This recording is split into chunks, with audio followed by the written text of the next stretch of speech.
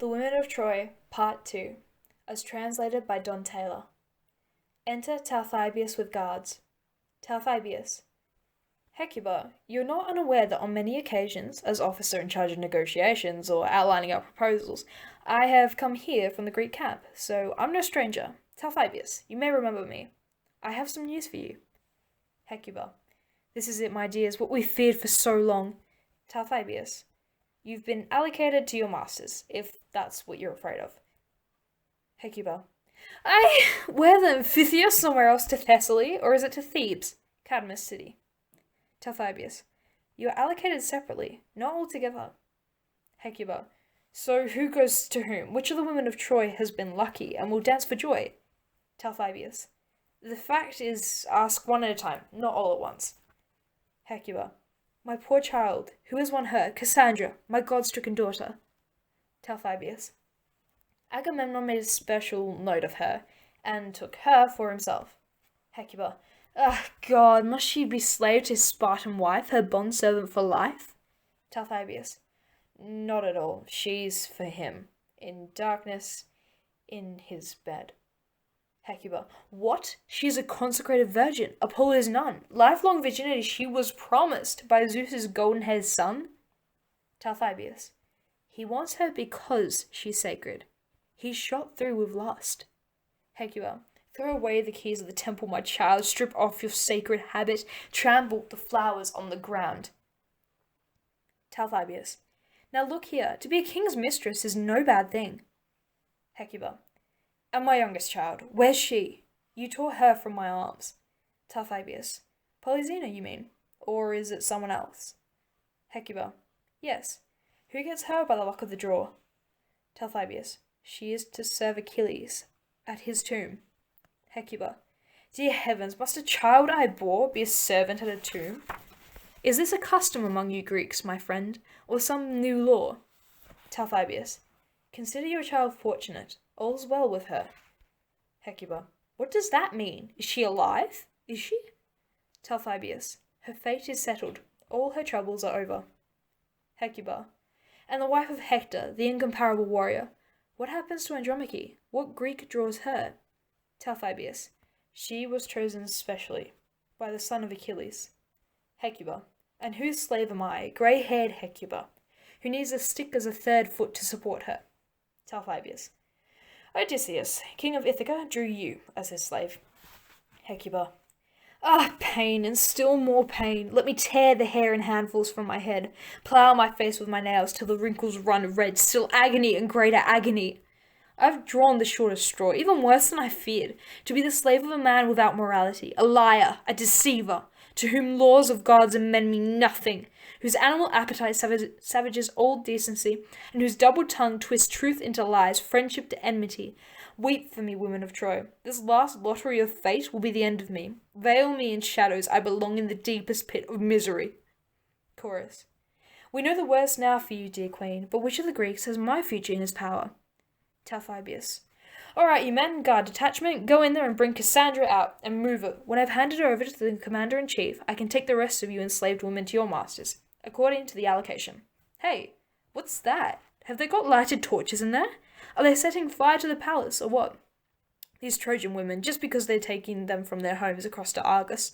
Dear God, are they trying to commit suicide in there? Setting light to themselves?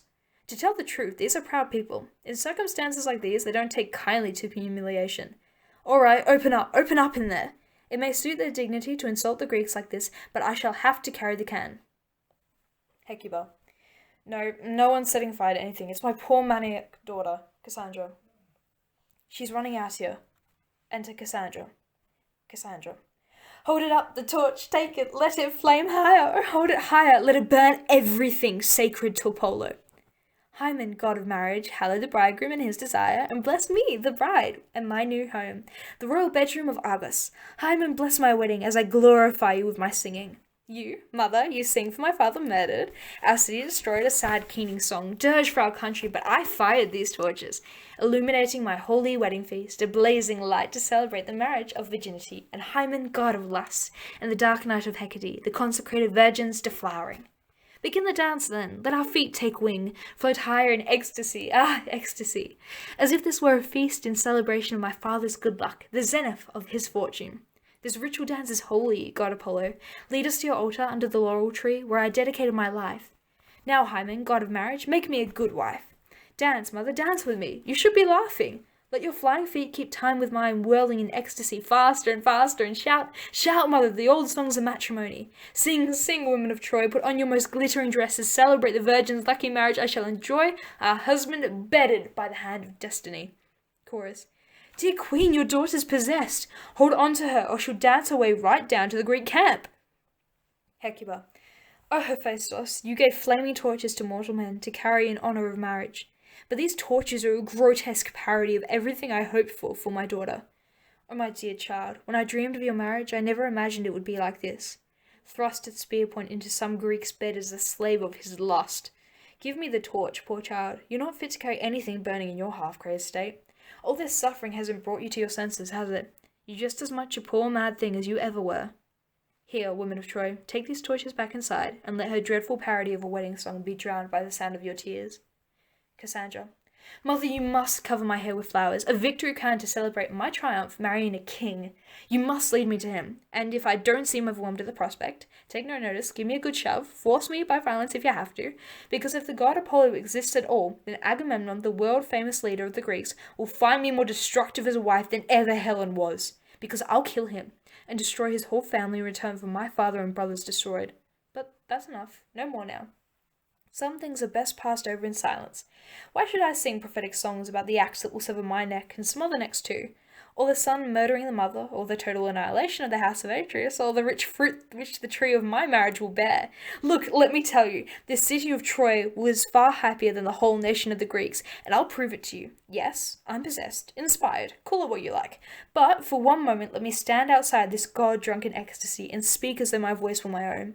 These Greeks, for the sake of one woman and one moment of uncontrollable lust, sent a hunting party to track down Helen, to smoke her out, and it cost them tens of thousands dead, and their oh-so-wise commander, to achieve what he hated most, lose what he loved most, giving up the pleasure of his family and children for the sake of his brother Menelaus' wife, who was not dragged away from her home by force, but ran away and was unfaithful because she wanted to. And when they came here, to the banks of Scamander, these Greeks, then they began to die, and they kept on dying. And for what reason? They weren't being robbed, they weren't being invaded, they didn't see the towers and battlements of their homeland being occupied. And those who became the war gods' victims have forgotten what their children looked like. They weren't washed and shrouded and laid to rest by their wives' loving hands, and now their bodies lie forgotten in a foreign country. And things were no better at home. Their women died in the loneliness of widowhood. Their fathers became childless old men who had bred up their sons for nothing, to lie in a distant country with no relatives to honour them and make sacrifices at their graves. Oh yes, the whole Greek nation has a great deal to thank their army for. There were other things too, terrible things better left unsaid, not fit to be spoken by the tongue of a consecrated virgin.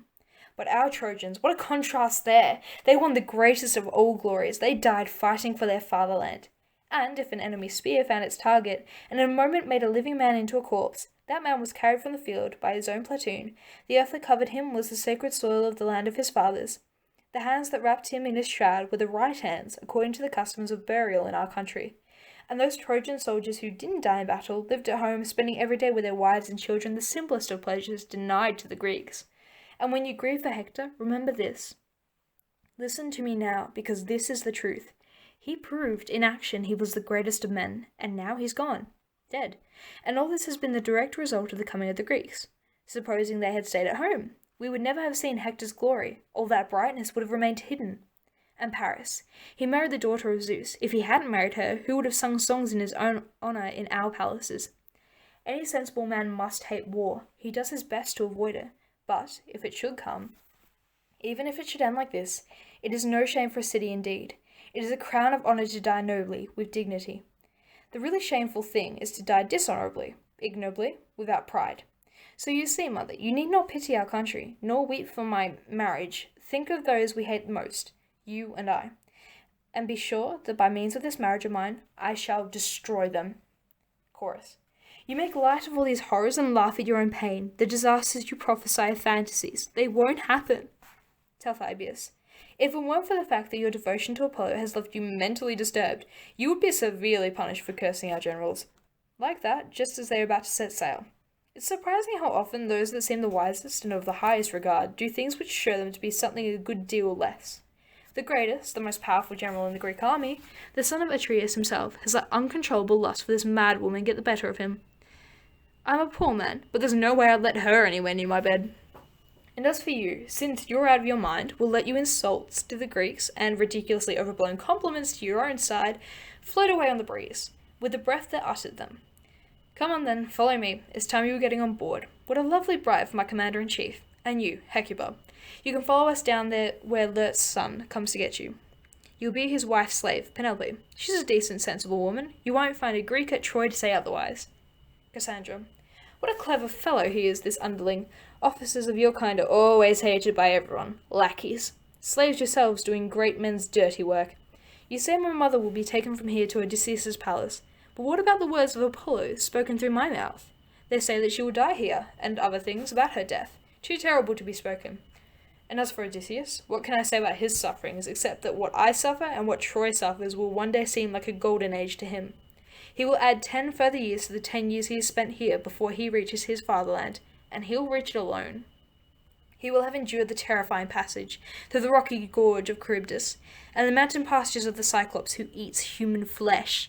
On the Ligurian coast he will meet the witch Circe, who turns men into pigs.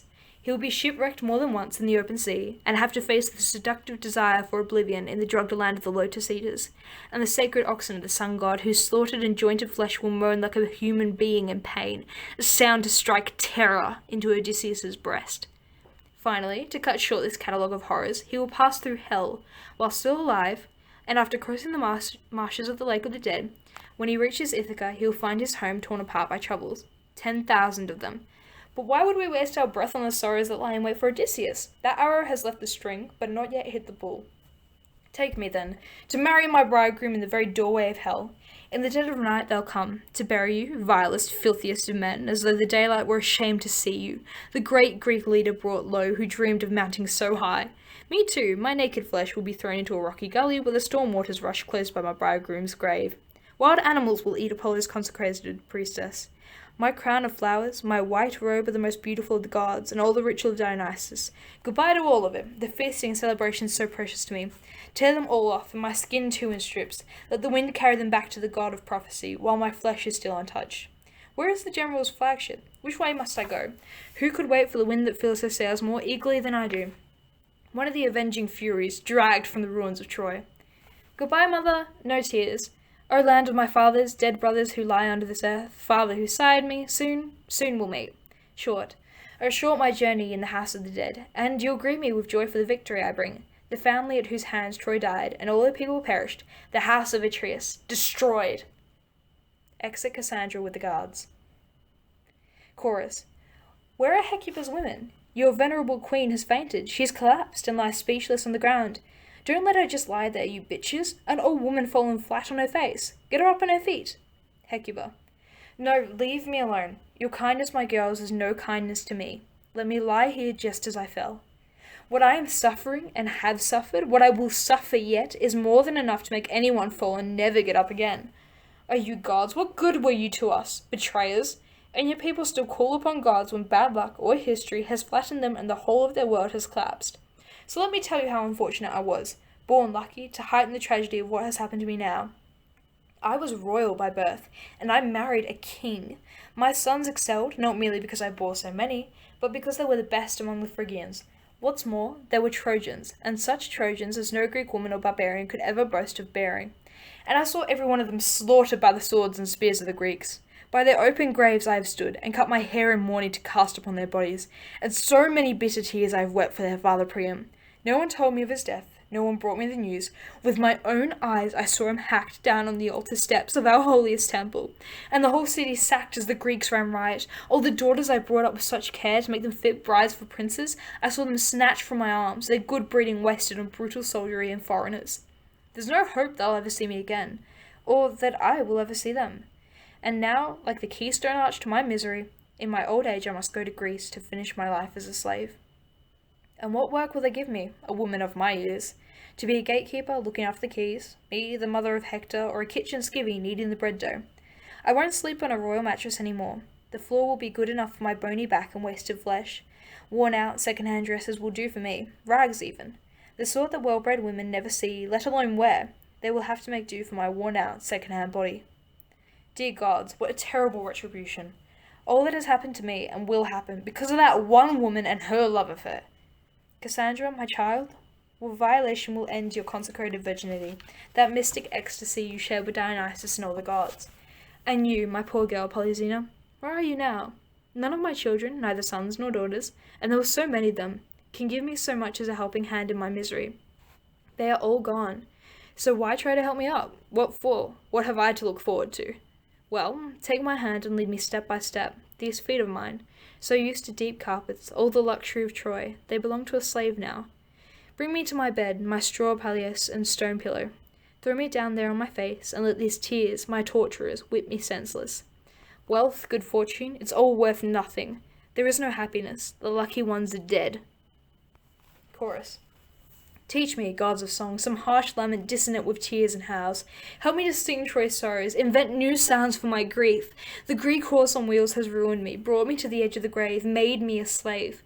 Unguarded they left it by the main gate, its gold cheek pieces gleaming, and from its belly the clash of armor plate rumbled like thunder, muffled and threatening. So we ran to the rock of the citadel, the whole population, shouting, "Come out, everybody! All our troubles are over! Wielders would an offering for Zeus's daughter Athene of Troy inside the wall. And who ran from their houses the faster, the young men or the old? All high on the singing and the joy, as they laid their hands on the monster that was more than it seemed, and would doom them all to die. Then it seemed the whole nation of the Phrygians ran to the gates, eager to bring that smooth-planed icon of mountain pine and the Greek ambush within it, as an offering to the Virgin who drives the immortal horses of heaven. For the Trojans, destruction. Roped with cables of twisted flax, they heaved it, like a black ship, to the stone shrine at the heart of the temple complex of Pallas Athene. Altars soon to drip, and smooth floors run slippery with Trojan blood. Then the melodious African pipe honeyed the air as the dark hood of night enfolded Troy. In celebration after the day's exhaustion, the whole city was singing, dancing feet stamping in exhilaration to the rhythm of young girls' voices, flickering torches casting puddles of light in the darkened palaces, and on the faces sleeping, and in eyes wide awake and glittering in the pitch-dark night. And at that time, in our great hall, with the others I was singing all our favourite songs to Artemis, Zeus's daughter, Virgin of the Mountains, joining in the dancing, when suddenly I heard a terrible howl, the unmistakable sound of murder, a terrified scream rising from the streets of the whole city. Children grabbed hold of their mother's skirts, their pale hands plucked at her gown, fluttering with fear. The god of war had sprung his trap. The ambush strategy worked perfectly, thanks to Pallas Athene, whose powers secretly inspired it. The Trojans were cut down in their own homes, in sanctuary, beheaded where they were sleeping. A whole generation of women raped in their own bedrooms, breeding bastards for the Greeks, desolation for Troy. Look, Hecuba, they're bringing Andromache in a Greek baggage wagon. Her bosom is heaving with sobs as she grasps Hector's son, Astyanax, clinging to her breasts, as they rise and fall like a bank of oars in the sea.